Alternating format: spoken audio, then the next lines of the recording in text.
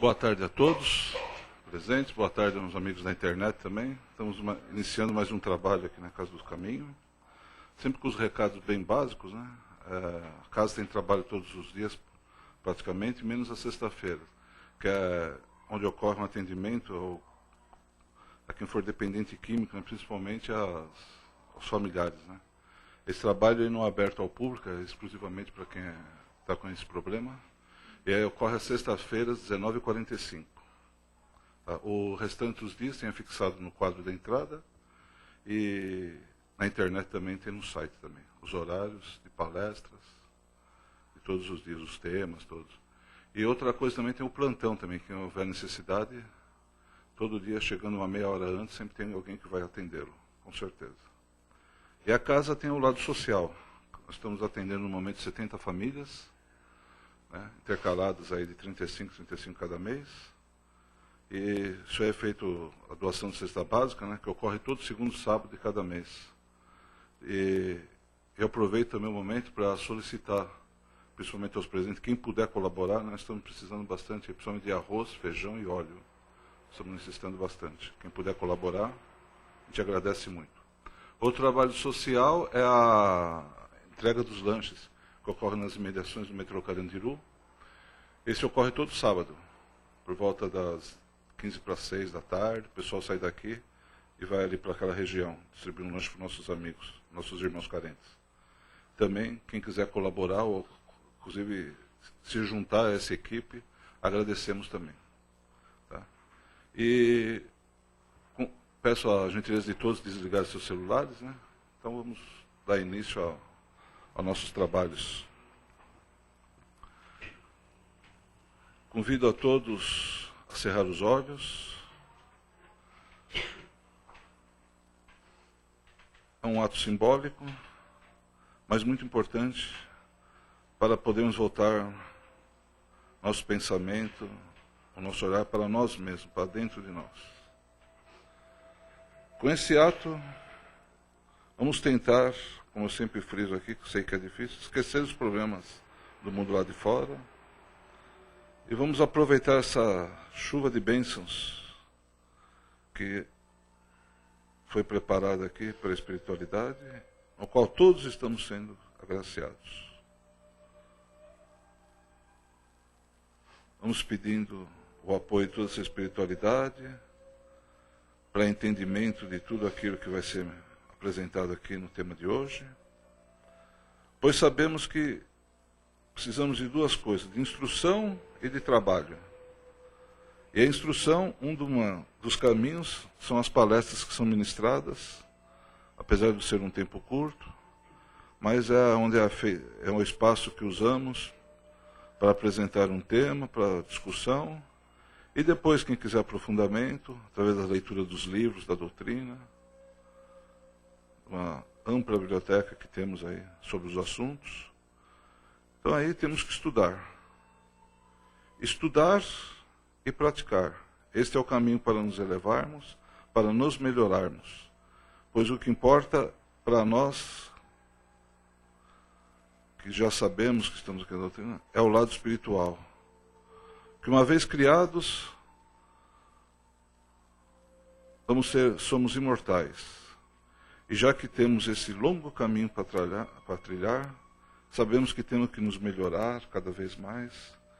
Então esse é o objetivo de nossas vidas, de nosso estudo e com certeza de nossas obras, a melhora de cada um. Então vamos pedindo licença e apoio do Mestre Jesus que está conosco e de Deus Pai, pois é Ele que concede tudo, é Ele que deixa que tudo aconteça. Vamos pedindo também a intercessão de Maria Santíssima, para que nos ilumine, nos acalme e nos deixe com a mente aberta para entendermos tudo que será ministrado logo mais nessa palestra. O tema de hoje é Obreiro sem Fé. É o item 26 do livro Fonte Viva, do Chico pelo Espírito de Emmanuel.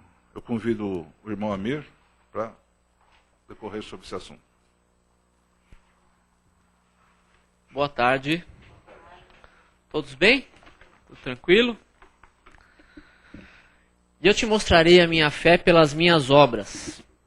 Frase do apóstolo Tiago. Essa é a frase que o Emmanuel comenta nessa mensagem. Ele fala basicamente da importância de termos fé e fazermos as obras que confirmam a nossa fé, né? O Emmanuel diz aqui que em todos os lugares nós vemos o obreiro sem fé, que espalha inquietação, desânimo, né? E que ele acaba abandonando as obras muitas vezes. Ele começa uma obra edificante, ele começa uma obra que ele acredita que é útil, que ele acredita que é boa, e na primeira dificuldade, no primeiro problema, no primeiro obstáculo, ele acaba abandonando isso.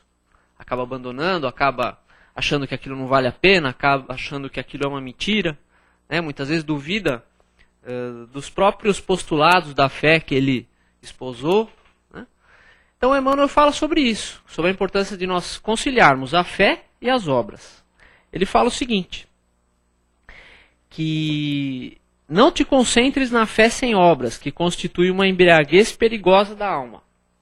Então, se nós ficarmos só na fé e não termos obra alguma, nós nos assemelhamos àqueles doutores da lei que havia na época de Jesus, que eram especialistas ali nos artigos de fé, eram especialistas na lei, na letra da lei, mas não produziam obras. Ou seja, a fé que eles diziam ter, pelo menos, não frutificava, não se traduzia em frutos, em obras que pudessem melhorar-se, melhorar os outros, melhorar a sociedade.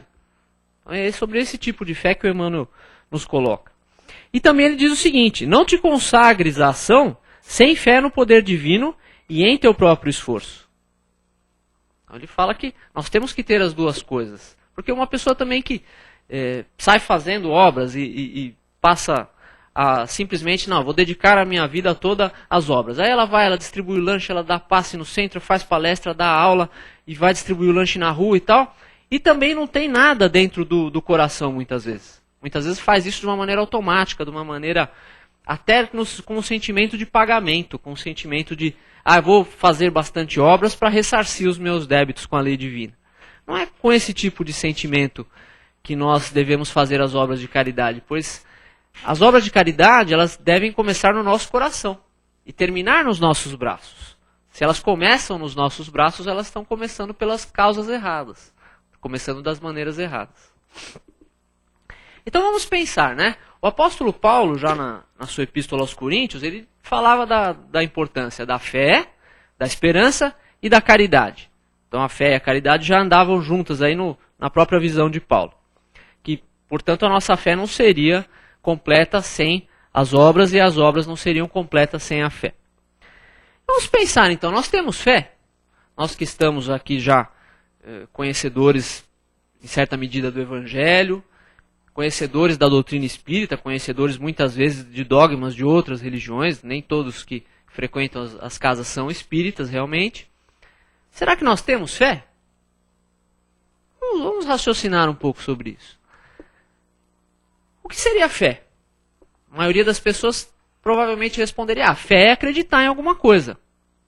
Se eu acredito no que Jesus disse, se eu acredito na superioridade dos ensinos de Jesus, eu tenho fé. Realmente, não está errado. A fé pressupõe que nós acreditemos em alguma coisa, mas ela não se resume nisso. Se nós formos analisar a origem da palavra fé, ela vem do latim fide, que significa fidelidade, confiança, alguma coisa assim.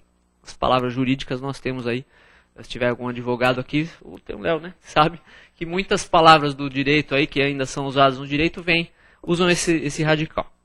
Então fé pressupõe também fidelidade. Fidelidade àquilo que nós acreditamos, né? Oi? Isso, fidepromício, né? Tem tudo isso. Então a fé também pressupõe fidelidade ao que nós acreditamos. Nossa, Mir, mas eu estava numa outra religião aí e me disseram que se eu tivesse fé, ou seja, se eu simplesmente aceitasse a Jesus, e se eu simplesmente tivesse fé, acreditasse nas palavras dele, que eu estaria salvo. Mas vamos pensar nisso. Não tem muitos criminosos que têm fé? Eu já ouvi falar de criminosos que fizeram preces antes de praticar assaltos e delitos para que a polícia não pegasse eles. Então ele tem fé. Será que ele tem fé? Ele acredita. Tanto que ele acredita que ele fez a prece. Mas ele não tem fé, porque ele está fazendo a coisa errada. Então o acreditar que ele tem não faz com que ele mude de conduta. Vamos pensar num empresário, né? Daqueles que atiram para todos os lados. Aí ele chama lá alguma religião que ele tiver, ele chama alguém para, vamos dizer, para benzer a empresa dele. Aí vai lá, ele acredita, ele faz a prece junto com o benzedor lá para benzer o local onde ele vai ter a empresa dele. Mas vamos supor que nessa empresa ele vai sonegar imposto, ele vai maltratar os empregados, ele vai errar no troco lá sempre a favor dele e nunca a favor da pessoa que vai comprar lá. Se for um restaurante, pode ser que ele não sirva uma comida tão limpa assim, tem uma baratinha de vez em quando andando lá no meio da comida, alguma coisa assim. Ele acredita. Tanto que ele acredita que ele chamou o benzedor. Tanto que ele acredita que ele fez a prece junto com a pessoa que foi lá para tentar ajudá-lo. Mas ele não tem fé, porque ele tem uma conduta discrepante daquilo que ele acredita.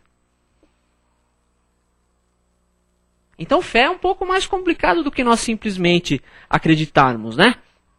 Nós temos muitas pessoas que se dizem cristãs e citam sua religião, citam sua igreja, o seu centro espírita. Todos nós somos cristãos, né? Os católicos, os protestantes, os espíritas. E a pessoa cita lá a sua casa de fé, cita a sua doutrina, cita a sua liturgia religiosa, mas ela acha certo linchar uma pessoa que se pega furtando alguma coisa na rua. Ela acha certo andar pelo acostamento quando está cheio lá no trânsito. Ela acha certo lá levar algum tipo de vantagem às custas do outro. E essa pessoa se diz cristã, ou seja, ela acredita naquilo que o Cristo disse.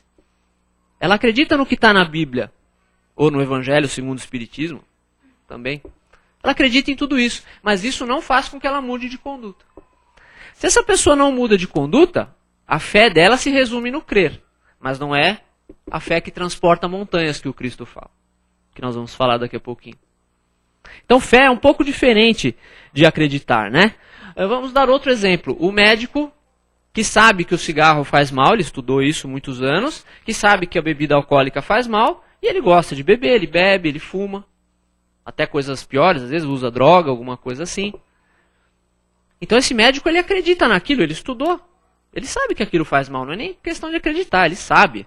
Mas isso não fez com que ele mudasse de conduta. Então ele não tem fé naquilo que ele estudou. Ele sabe, mas ele não tem fé. O simples acreditar, muitas vezes, faz com que nós nos julguemos merecedores do, entre aspas, do céu. De locais superiores, de esferas superiores, né? O simples acreditar, porque nós começamos a achar, não, eu acredito, então eu sou merecedor, né? Eu sou um bom cristão, eu vou ao centro, eu vou à igreja, faço caridade. Por que então que Jesus não me protege, que Deus não me protege e que coisas ruins acontecem comigo? E aí é aquele velho vício que nós temos da fé, daquela fé que nós tínhamos na época do Cristo, que era a fé que nos fazia oferecer sacrifícios, que nos fazia adorar a determinadas divindades para que não nos acontecessem coisas ruins. A origem do bem e do mal começou assim, né? As pessoas lá na antiguidade começaram a fazer para si ídolos que eram inspirados em coisas úteis, em animais úteis, por exemplo. O exemplo daquele bezerro de ouro que o pessoal na época do Moisés fez, né? Por que o bezerro e não uma serpente? Porque o bezerro é um animal útil. Então ele simbolizou bem ali para eles. Da mesma maneira que a serpente simbolizava o mal. E da mesma maneira se adoravam muitas vezes, até bem antes disso, se adoravam as forças da natureza, para que a inundação não acabasse com a nossa plantação, para que a aldeia vizinha lá mais forte militarmente não atingisse a nossa aldeia, para que nossas casas não fossem queimadas, para que as pragas das lavouras não atingissem a nossa lavoura, para que doenças não atingissem nossa família. Então nós achávamos que tínhamos fé, mas na verdade o que nós estávamos interessados é que não nos acontecessem coisas ruins. E hoje ainda nós somos um pouco assim. Né? Muitas vezes nós aderimos à fé religiosa, o próprio Emmanuel fala isso aqui, na mensagem dele, que o obreiro sem fé aproxima-se da fé religiosa para desfrutar-lhe os benefícios. Entretanto, logo após relega ao esquecimento, asseverando, tudo isso é mentira e complicação. Então, muitas vezes nós queremos aderir a alguma fé religiosa, qualquer que seja, para que as coisas andem bem para nós, na nossa família, no nosso trabalho, na nossa saúde. Mas a doutrina espírita nos ensina que nem sempre vai ser assim. Porque muitas coisas que nos acontecem são para o nosso próprio bem. Diria que todas elas. O Paulo falava, né? Tudo concorre para o bem. Tudo serve a um propósito, se nós queremos pensar assim. Né? Então as coisas que nos acontecem hoje são provas semelhantes às provas que uma criança faz na escola, que um aluno faz na escola, para saber se ele realmente aprendeu aquilo. Se nós não tivéssemos algumas dificuldades aqui no nosso período de encarnação, seria como uma escola onde nós vamos lá só para desfrutar da companhia dos colegas, desfrutar da estrutura ali da escola, do horário da merenda, e não fizéssemos prova para saber se nós aprendemos nada. Não nos testássemos em conhecimento algum. E aí nós sairíamos dali sem cumprir aquilo que nós nos propusemos a cumprir lá. Então isso seria a fé verdadeira, que nós, como Emmanuel fala aqui, nós não desistamos do que nós nos propusermos a fazer. Que muitas vezes essa proposta que nós assumimos fazer alguma coisa já vem antes da nossa encarnação. Nós nos propusemos a passar por muitas coisas aqui, para dar testemunho da nossa fé, para dar testemunho do nosso conhecimento, para dar testemunho da nossa melhora moral. Porque a fé que vem quando não... A fé que nós mostramos quando não temos problema algum, é muito tranquila, é muito fácil. Né? É uma fé que é fácil de testemunhar. É muito fácil ter fé quando nós estamos num bom emprego, quando estamos com saúde, não temos problema na família. Muito tranquilo. Mas a fé que realmente nós temos que dar testemunho é aquela fé que não fraqueja nas horas da dificuldade. Vamos pensar no Chico Xavier, por exemplo. Né? Chico Xavier era um homem frágil fisicamente, era um homem que teve muitos problemas de saúde, foi um homem que enfrentou oposições de todas as espécies, oposições de espíritos, oposições de instituições, de outras religiões, oposições de todos os tipos, da imprensa, dos ateus, dos próprios, de todo mundo, até da própria família, né? Própria família. E ele não fraquejou. Ele foi testado, a fé dele foi testada no fogo e não derreteu. Saiu dali mais forte, saiu dali forjada pelo fogo e não derretida pelo fogo. Né? É uma coisa muito bonita a gente pensar nesse tipo de espírito. E Jesus fala que a fé remove montanhas. Aí, se nós formos naquele nosso velho vício de interpretar o Evangelho ao pé da letra, nós vamos pensar, eu vou pensar no Monte Everest agora, eu vou querer que ele pule dali para lá. E aí nós vamos ficar concentrando, não vai acontecer nada. Então não tenho fé. Mas não é isso que o Cristo disse. O Cristo disse, muito provavelmente, que as montanhas que seriam removidas de dentro de nós seriam montanhas de orgulho, montanhas de egoísmo, montanhas de vícios morais, montanhas de ódio, montanhas de ressentimento.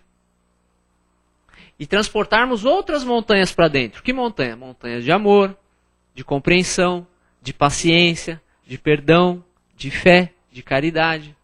Então são essas montanhas que a nossa fé pode transportar. Montanhas morais, não montanhas físicas. As montanhas físicas têm as leis físicas delas, elas vão ficar lá por um bom tempo ainda. Mas as montanhas morais dependem da nossa fé. Nossa, então não é só no sentido físico que é para interpretar isso? Não. É no sentido moral, no sentido ético, como tudo que Jesus falou. Toda vez que nós interpretamos alguma coisa do Evangelho, da Bíblia, no sentido material, nós estamos fadados a cair no erro. Cair na letra que mata, como Jesus falou. Né? Então, nós estamos falando aqui que se Deus não nos poupa muitas vezes dos problemas, das dificuldades, dos obstáculos, será que é para nos fazer sofrer? Não. O sofrimento pode ser uma decorrência daquilo, muitas vezes em função da nossa rebeldia em passar por aquilo da maneira errada. Mas o que Deus realmente quer é nos ensinar. Deus não colocou grades no universo, Ele não criou prisões, Ele não criou infernos. Ele preferiu criar escolas. E todos esses mundos que Deus povoou com os espíritos são escolas. Algumas escolas de níveis mais atrasados, como o nosso, está ali um pouco para baixo da média ainda, e algumas escolas de níveis mais adiantados, onde nós vamos passar depois. Mas nós já passamos por escolas piores do que essa aqui. E vencemos. Passamos por escolas piores, fizemos as nossas provas e passamos. Por isso estamos aqui. E vamos fazer provas cada vez mais desafiadoras e vamos passar e vamos estar em mundos melhores. Nossa, então tudo são escolas esses mundos? São. Nossa, e por que algumas pessoas fazem delas prisões, fazem delas hospitais? Isso segue a necessidade evolutiva de cada um. Muitas vezes a doença que nos atinge, alguma coisa desse tipo que nos atinge, foi a última maneira que a lei do universo encontrou para nos ensinar alguma coisa. Ou seja, para drenar às vezes até alguma coisa. Muitas vezes o perispírito drena para o corpo físico alguma coisa que está doente no espírito. A doença do espírito muitas vezes é drenada para o físico. E ali ela surte os seus efeitos para o espírito poder se livrar daquilo. Quando isso? Muitas vezes quando nós não nos arrependemos, não nos dispusemos a reparar, não nos dispusemos lá no passado a fazer diferente. E aí chega alguma coisa um pouco mais forte para nos disciplinar. Disciplina tem tudo a ver com escola. As crianças estão na escola, os alunos estão na escola para se disciplinar, para aprender. E muitas vezes quando nós faltamos lá atrás com a disciplina, isso vem em forma de doença, isso vem em forma de algum sofrimento moral, muitas vezes, às vezes de um sofrimento físico. Mas sempre para nos ensinar. Deus não criou penitenciárias para nós, Ele criou escolas. Algumas escolas têm uma porta um pouco mais reforçada. Outras escolas são mais livres, mais tranquilas, onde nós vamos visitar depois. É pela braveza do cachorro que a gente tem que colocar o calibre da corrente. Então nós, muitas vezes, precisamos disso. Nós precisamos de algumas experiências mais duras. Porque as experiências mais duras, para espíritos ainda um pouco renitentes no mal, elas nos ensinam de maneira mais permanente, nos ensinam de maneira mais profunda. Mas nós estaremos aptos daqui a algum tempo, se formos fiéis nas pequenas coisas, como Cristo disse na parábola dos talentos, se formos fiéis nas pequenas coisas, Ele vai nos colocar sobre as grandes. Então todas essas coisas que nos afligem tanto aqui hoje, são coisas pequenas. Nossa, pequena, Mir, mas isso está me atormentando a minha vida. Olha só, mas a nossa vida aqui ela dura 90, 100 anos no máximo, porque quem tiver muita sorte vai durar 100 anos. Isso é muito pequeno, por maior que seja o sofrimento, porque nós somos imortais. O que é uma vida de 100 anos perto da imortalidade? Não são pequenas coisas, O Evangelho, quando o Evangelho e o Espiritismo fala lá no Cristo Consolador, ele também fala que nosso sofrimento não é eterno. E isso nos dá uma consolação muito grande, que tudo passa. Ontem até falaram na palestra lá, Léo? Que o Samuel falou isso na federação ontem, que a Maria mandou uma mensagem, através de Celina, para o Chico. Tudo passa. Nossa, mas só isso? Nossa. Tudo isso, Tudo passa. Tudo que nos aflige hoje vai passar. Então tenhamos fé. Tenhamos essa fé que transporta as montanhas de coisas ruins para fora e de coisas boas para dentro. Vamos pensar, como é que nós podemos saber se nós temos fé? Eu vou tentar ficar 24 horas sem falar mal de ninguém. Será que a gente consegue? Meia hora, vai que seja. Muitas vezes no nosso local de trabalho tem aquele cantinho do café ali, aquilo é uma perdição, É ali que se fala mal de todo mundo, é ali que se descobre quem está saindo com quem, essas coisas todas. Vamos tentar ficar uma semana sem falar mal dos outros, vamos tentar ficar 24 horas se não conseguir uma semana, vamos tentar ficar meia hora e ir aumentando. Uma hora nós vamos conseguir isso permanentemente de uma maneira natural. Que, por enquanto ainda são coisas difíceis para nós. Não julgar. Será que a gente consegue ficar sem julgar o comportamento do outro?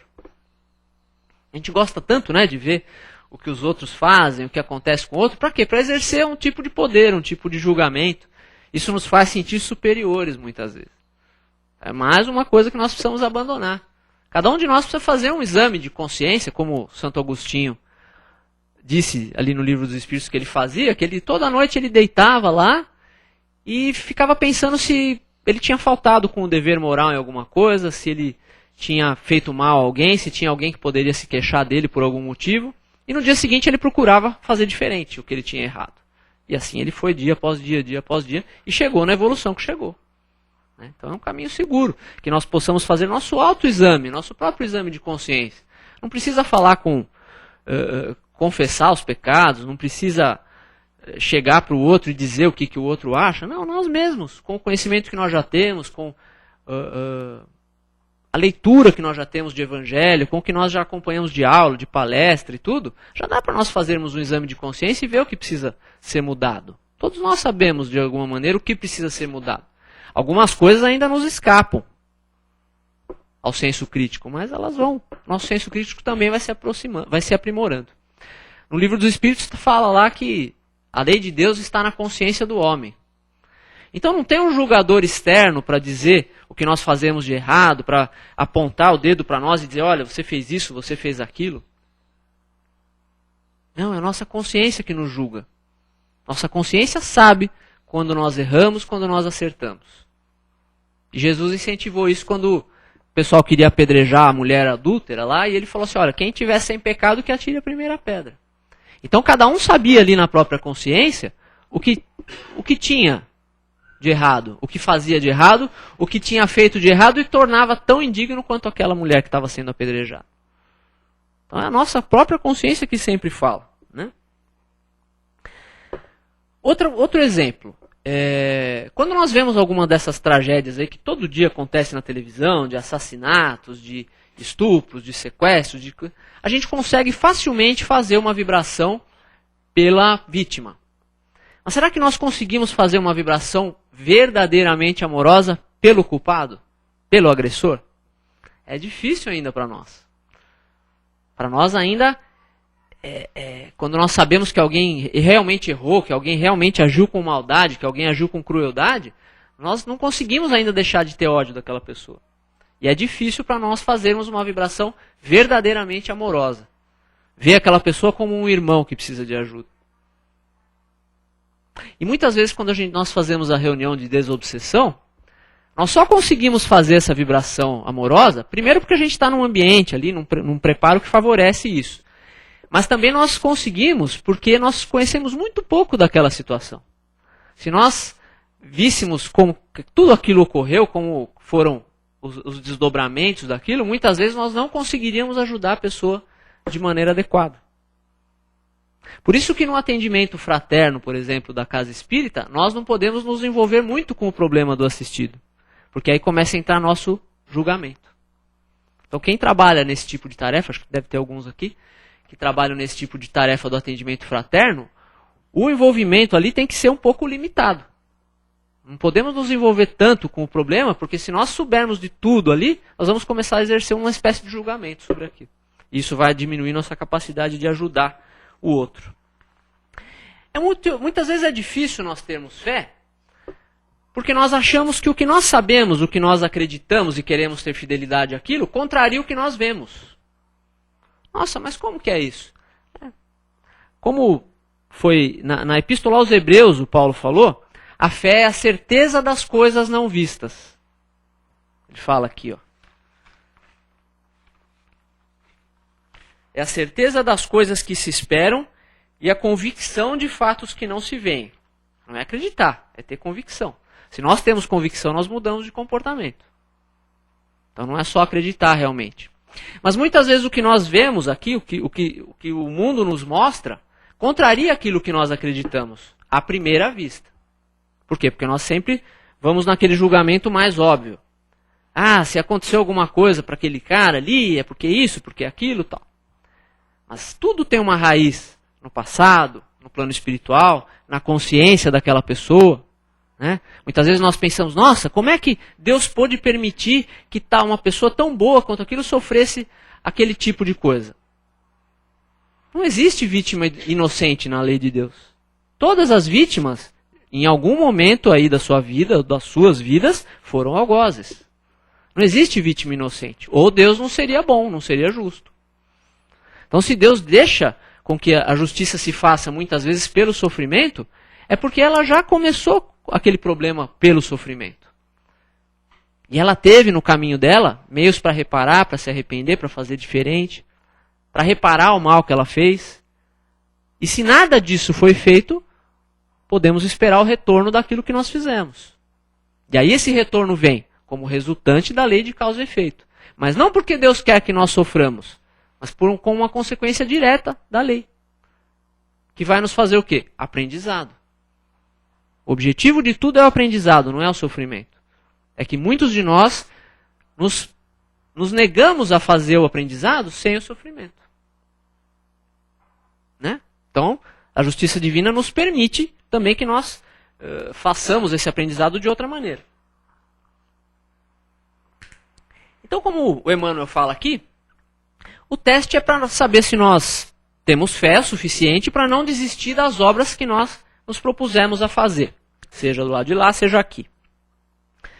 Por quê? Porque tem muitas obras grandiosas que foram projetadas, que foram idealizadas durante décadas por pessoas e que nunca saíram do papel. Nunca saíram dos planos, nunca saíram do papel. Nunca foram colocadas em prática. Muitas vezes porque a pessoa pensa, eu não sei se alguém vai me ajudar, então eu não vou começar. Só que todas as vezes que nós começamos alguma obra, qualquer que seja a obra, no bem, certamente nós vamos receber ajuda. Quando nós nos propomos a montar uma casa espírita como essa, nos postulados do Evangelho, nos postulados kardecianos, nos propomos a ajudar o próximo, uma equipe espiritual vai se juntar a nós. Trabalhadores encarnados, também sintonizados com aquele propósito, vão se juntar a nós. Um bom exemplo é o trabalho do lanche aqui, né? Que nós vimos começar tão pequenininho e hoje tem tanta gente ajudando. Porque as pessoas que se afinizam com esse tipo de trabalho chegam na casa. São como se fossem atraídos, né? Tudo funciona pela lei da atração. Então nós temos que pensar que nós temos que começar de alguma maneira. Eu tenho vontade de fazer um orfanato, eu tenho vontade de ajudar. Começa dando atenção para o seu filho, para o filho do vizinho. Depois você vai fazer o orfanato se precisar. Se você tiver fé suficiente para aquilo. Mas eu quero fazer tal coisa, eu quero fazer grande. Mas todo grande começa pelo pequeno. Então nós temos que ser fiéis primeiro nas pequenas coisas para que Deus nos coloque sobre as grandes. Como ele fala na parábola dos talentos, né? E aí nós estávamos falando da importância da fé e das obras, da fé que transporta montanhas. Essas obras que nós estamos falando, de fazer o centro, de distribuir o lanche, dar o passe, dar a aula e tudo, elas são obras que vão contra o nosso egoísmo, porque elas se propõem a ajudar os outros. Então elas nos ajudam a combater o nosso egoísmo. Mas tem outras montanhas que devem ser transportadas de nós. A montanha do orgulho, por exemplo. Mas eu não sou orgulhoso, eu trato bem todo mundo. Eu trato todo mundo igual, eu consigo ser legal com as pessoas, então eu não sou orgulhoso. Muitas vezes nós tratamos todo mundo bem mesmo, mas nós temos muitas vezes vícios de prestígio, gostamos de ser festejados, de ser prestigiados, gostamos de ter sempre razão. Quem não gosta de ter sempre razão? Nós queremos sempre estar certo. E às vezes nas coisas mais banais, não é? Às vezes nós estamos lá fritando um ovo e aí chega outra pessoa ali e ela... Não é assim, você está fazendo errado. Ela sabe fritar o melhor ovo do mundo. E o ovo dela fica diferente. Tudo bem, são coisas pequenas. Nesse tipo de coisa, nós podemos transigir, nós podemos deixar o outro ter razão, ainda que ele não tenha. Em prol de quê? Da boa convivência. O que nós não podemos transigir são nos princípios. Se o outro nos fala alguma coisa que ataca nossos princípios morais, nós devemos dizer, olha, desculpa, eu te respeito, mas eu não concordo em nada com o que você está falando. Aí sim, aí é uma discussão que vale a pena. Um bom combate, vamos dizer assim. Porque aí nós estamos falando de princípios. Vamos supor que alguém chegasse e disse, olha, você é espírita e tal, gosta do evangelho e tudo. Mas eu acho que a gente tem que levar vantagem mesmo. Eu acho que a gente tem que passar por cima do outro. Opa, aí não dá para deixar o outro ter razão. Porque aí ele está contribuindo para o mal, aí ele está contribuindo para atacar um princípio ético, um princípio religioso, um princípio cristão. Aí nós devemos realmente ir contra, não contra a pessoa, mas contra o que ela disse. Porque a hora que nós vamos contra a pessoa, dizemos, eu não concordo com você, ela não vai escutar mais nada do que nós estamos falando. Eu não concordo com o que você disse. Respeito, mas eu não concordo com o que você disse. E aí no que diz respeito então a princípios, nós temos que atacar os princípios. Mas não em relação ao ovo que frita de tal jeito, o jeito de dobrar a camiseta para caber mais na gaveta. Nós não ganhamos nada discutindo por causa desse tipo de coisa. E muitas vezes nós somos tão competitivos que nós nos colocamos a discutir até sobre esse tipo de coisa. Queremos discutir sobre tudo. Olha, o jeito de dirigir, o jeito do outro, que o outro deixa o pé em cima da embreagem o tempo todo. Não adianta muito ter razão sobre esse tipo de coisa. Muitas vezes nós temos que escolher entre o ter razão ou viver bem. Porque não tem coisa mais chata do que aquela pessoa que tem razão o tempo todo, né?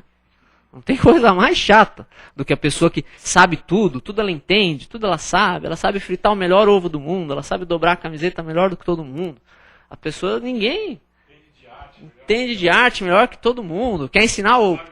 sabe tudo, né? Tem um monte de gente, quem não conhece alguém assim, né? Então, deixa o outro ser assim, mas nós não precisamos ser, né? E como conclusão aqui do que nesses poucos minutos aqui nós pudemos falar, a conclusão é realmente a importância de nós conciliarmos as duas coisas, a fé e as obras. E de nós sabermos que nós não estamos nunca sozinhos nas boas obras. O Cristo disse no Evangelho que nós precisávamos estar sempre ligados a Ele, quando Ele disse o seguinte: eu sou a videira verdadeira, vós sois os ramos. Se estiverdes em mim como eu estou em vós, tudo aquilo que pedirdes crendo vos será dado. Mas sem mim nada podeis fazer. O que ele quis dizer então? Que a videira é independente, mas os ramos precisam estar na videira. E nós somos os ramos. Nós temos que estar ligados à videira. Nós temos que estar ligados ao Cristo e à espiritualidade superior. Para que possamos agir no mundo de expiações e provas. A vibração no mundo de expiações e provas é uma vibração ainda de oposição ao bem. É uma vibração ainda da maioria das pessoas que predomina o mal, dentro de cada um, predomina sobre o bem ainda um pouco. Então é uma vibração que nós precisamos enfrentar. Tudo que nós queremos fazer para o bem tem oposição. Então nós precisamos estar ligados ao Cristo para enfrentar esse tipo de oposição. E quando ele diz que nós temos que ter fé, não é aquela fé que nos faz ajoelhar e fazer uma prece decorada, um Pai Nosso decorado, sem pensar no que nós estamos falando. Mas é aquela fé que nos liga realmente ao Cristo, pelas nossas obras, pelo nosso coração, e que nos faz colocar o bem-estar do outro acima do nosso próprio bem-estar. Esse é o exercício que nós precisamos treinar, começar a fazer cada vez mais. Muita paz, muita luz a todos.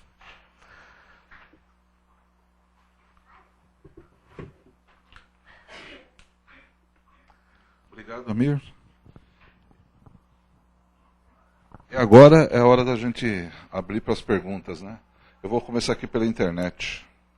É o Dalmo que fez a primeira pergunta. Ele fala: boa tarde, Amir. A fé sem obras é morta, conforme está escrito. Não vale para progredirmos? A fé sem obras? Fé sem obras. Olha, Dalmo. Dalmo. Dalmo, né? Olha, Dalmo. A fé, ainda que sem obras, é melhor do que não ter fé nenhuma. Mas ela não é completa. Ela pode nos ajudar a progredir? Ela pode nos ajudar a progredir, mas na teoria. Só que o verdadeiro progresso, ele tem que aliar a teoria à prática. E a prática da fé são as obras. Não só a obra que nós fazemos em prol do outro, mas também a obra que nós fazemos em prol do nosso próprio progresso, como você mesmo disse. Quando nós pensamos na nossa reforma íntima, quando nós pensamos em ser menos orgulhosos, menos egoístas, mais fraternos, mais pacientes. Então, esse esforço pelo progresso que nós fazemos dentro de cada um de nós é válido. Mas eu diria que a pessoa que faz isso, ela já está fazendo as obras. Né? A pessoa que tem esse tipo de preocupação com a sua própria melhora íntima, ela vai acabar fazendo alguma coisa por si e pelos outros. Então ela tem fé. Por consequência. Né? Por consequência, ela tem fé. E ela vale para o progresso, sim. E quanto mais obras, ela vai valer para mais progresso. Obrigado, Dalmo, pela sua pergunta. A outra pergunta é da nossa irmã Ângela. Amir, se a vida é uma escola, como você disse, Por que estamos sempre com os mesmos problemas e mudamos quase nada durante a vida inteira? Como é o nome dela? Ângela. Ângela. Está meio desanimada hoje. Ângela, os problemas são os mesmos pela mesma razão que o aluno repetente faz sempre as mesmas provas, estuda sempre as mesmas matérias. Porque nós não aprendemos tudo o que nós viemos aprender com aquilo ainda. Todas as lições que chegam à nossa vida é para nos ensinar algum tipo de coisa. E se nós repetimos e repetimos e repetimos, é porque ainda tem algum ensinamento que nós precisamos tirar daquilo e que ainda... porque muitas vezes nós demoramos, né? O tempo da escola nem sempre é o mesmo tempo do aluno. A escola, às vezes, acaba repetindo, acaba nos colocando à prova nas mesmas matérias, porque nós ainda não olhamos tudo o que poderíamos olhar naquele tipo de provação, naquele tipo de problema. Né? Mas nós temos que ter fé, nós temos que ter consciência que nós, como fala também no Novo Testamento, nós estamos envolvidos numa nuvem de testemunhas. E muitas vezes nós somos o aluno principal dessa nuvem de testemunhas. E esses alunos que ficam muitas vezes nos acompanhando, às vezes para aprender, às vezes até querendo nos fazer mal, esses alunos até na espiritualidade, eles também têm que aprender alguma coisa com aquilo. E muitas vezes nós que levamos essa pessoa para alguma coisa não tão boa no passado, muitas vezes ele se aproxima de nós hoje para poder aprender alguma coisa juntamente com o nosso aprendizado. Muitas vezes são antigos cúmplices, antigos comparsas, antigos amigos, antigos inimigos, que estão aprendendo junto com a gente. E nós, às vezes, topamos fazer uma prova uma vezinha a mais ou duas vezinhas a mais, para podermos aprender melhor e para podermos proporcionar, por amor, não por karma, um aprendizado a eles também.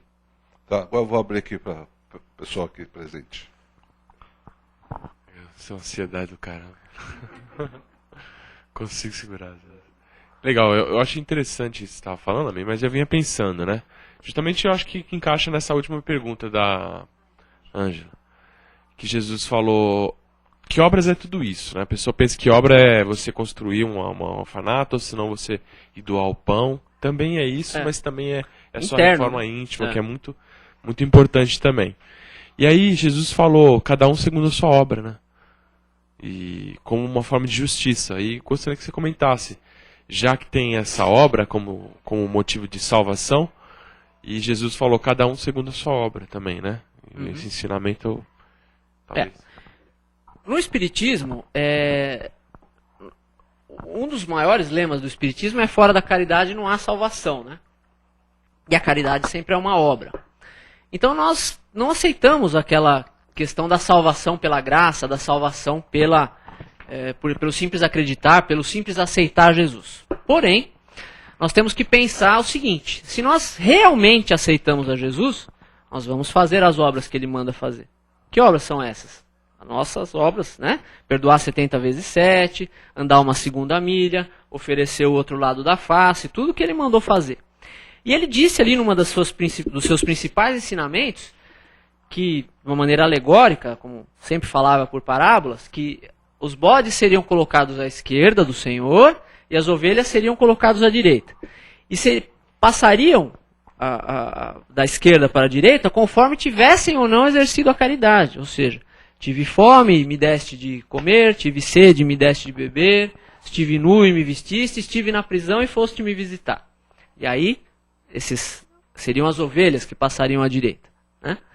Ou seja, as pessoas seriam salvas conforme tivessem ou não exercido a caridade. Ou seja, conforme tivessem descoberto o quê? O amor ao próximo. O amar a Deus sobre todas as coisas e ao próximo como a si mesmo. Então, se Jesus resumiu toda a lei e os profetas nesse mandamento, amar a Deus sobre todas as coisas e ao próximo como a ti mesmo, como que nós podemos pensar em uma fé sem obras? Quer dizer que nós amamos o outro, então, e não fazemos nada para ajudá-lo?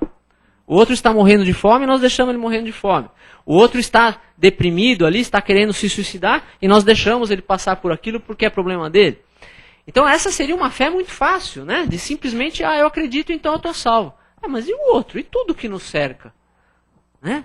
Será que nós não temos que pensar por que o outro está passando por aquela prova, mas por que nós estamos passando perto dele? Enquanto ele está passando por aquela prova. Se nós estamos passando por perto dele quando ele está fazendo aquela prova, é que muitas vezes nós somos, Deus quer que nós sejamos, a resposta às preces do outro. Será que o pessoal que está aqui, bastante gente que distribui o lanche, muitas vezes não é a resposta à prece de alguma daquelas mães lá que ficam ali na Cruzeiro do Sul, que não deram nada de comer para o filho? Naquele dia você é a resposta para a prece do outro. Será que aquela pessoa que passa no atendimento fraterno aqui da casa, e que pensou em se suicidar naquele dia, por causa daquela conversa, daquela palestra, ela muda de ideia?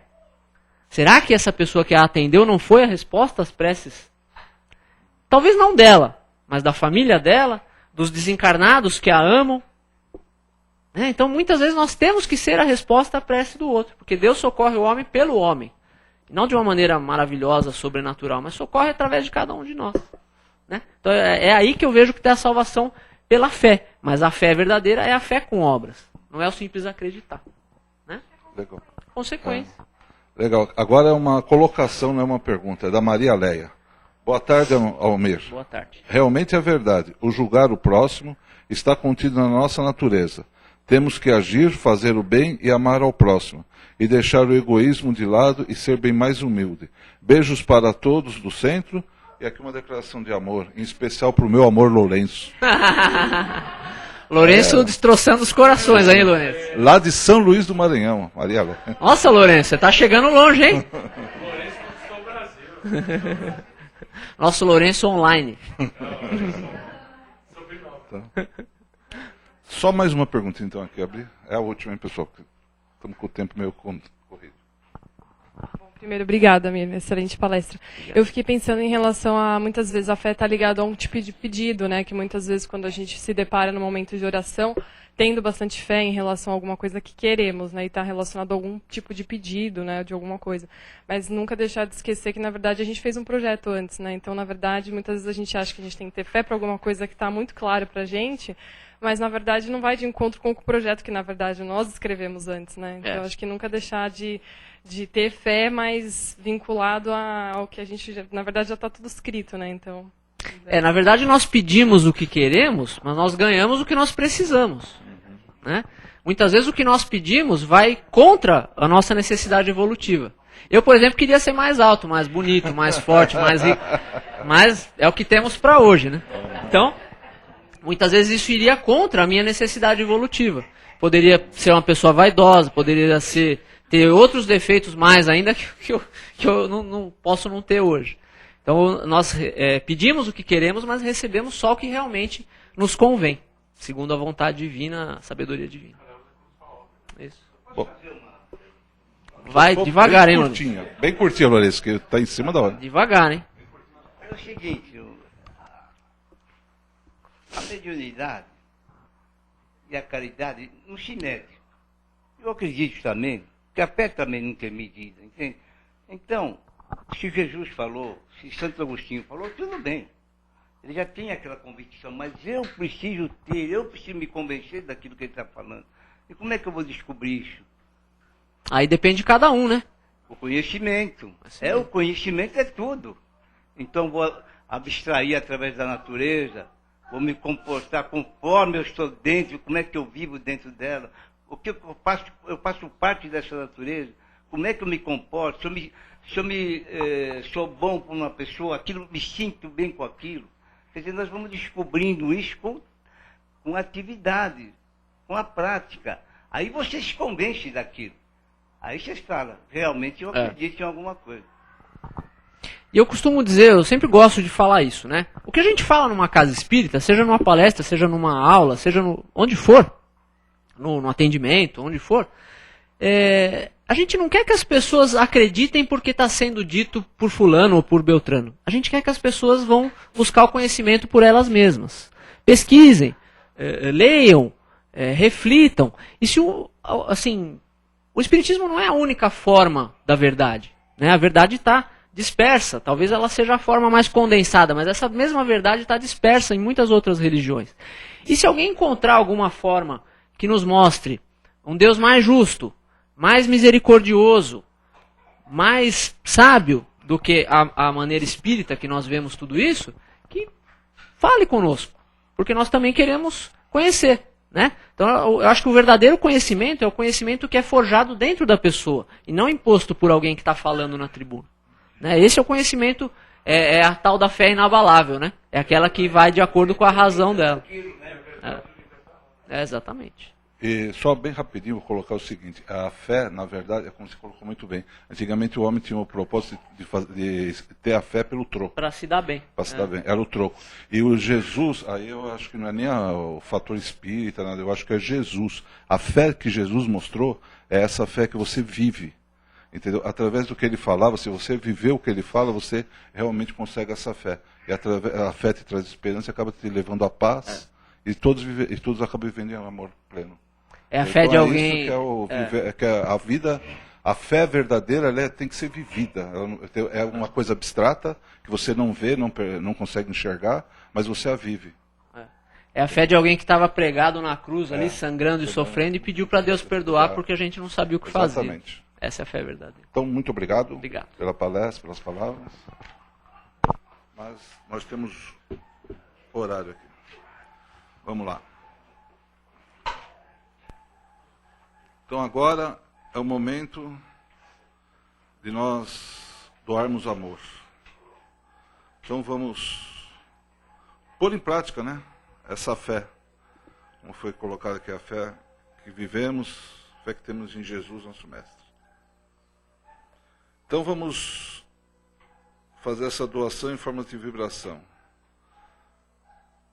Vamos vibrar intensamente por todo irmão que esteja desesperado, passando por um problema, para que realmente essa vibração verdadeira que está saindo dos nossos corações chegue e toque esse irmão, ele traga um alívio, um conforto. Vamos até os hospitais, as camas, onde está aquele irmão doente, às vezes à espera de uma cirurgia, sofrendo bastante. Que essa vibração lhe traga realmente um alívio, um conforto, e se ele for merecedor, até a cura do seu problema. Vamos também àqueles irmãos que cometeram seus erros. Vamos vibrar intensamente para que eles se recuperem. Eu peço uma vibração muito forte para, principalmente, nossos jovens que estão vivenciando a droga, para que nós consigamos, através de nossos pensamentos, de nossas forças, da nossa vibração aqui, chegamos até esse irmão e que esse irmão venha buscar uma ajuda. Pois sempre tem alguém disposto a ajudá-lo, mas sabemos que esse problema da droga, o irmão precisa querer essa ajuda. Então vamos vibrar para que abra a sua mente, o seu coração, e ele busque essa ajuda. Vamos vibrar para que todos os dirigentes das nações consigam ter suas decisões pautadas no amor, na paz e na justiça. Vamos vibrar para que aumente as casas de orações e aqueles que pregam o Evangelho de Cristo, o Evangelho do amor. Vamos vibrar intensamente para essa casa, Casa do Caminho de Santana, que nos acolhe com tanto carinho, com tanto amor. E por todos que aqueles que aqui passam, trabalham e venham à sua procura. Vamos vibrar pelos locais que frequentamos, nossos lares, locais de trabalho. E vamos pedindo licença para vibrarmos por nós mesmos, para que possamos ser nós, aquele elemento que irá fazer a diferença por onde passar, onde irá demonstrar a sua mansidão, a sua fé verdadeira, e dar o exemplo de viver em paz, em harmonia com todos os outros irmãos. Que assim seja, graças a Deus. Vamos agradecendo a todo o apoio que recebemos, a Jesus nosso Mestre, que sempre está presente conosco, e a Deus Pai, que tudo permitiu que fosse ocorrido aqui nessa tarde. Vamos agradecendo a todos os presentes, aos amigos da internet que nos assistiram, e pedindo licença para encerrar os trabalhos nessa tarde, dizendo muito obrigado a todos. E até a próxima semana. Que assim seja, graças a Deus.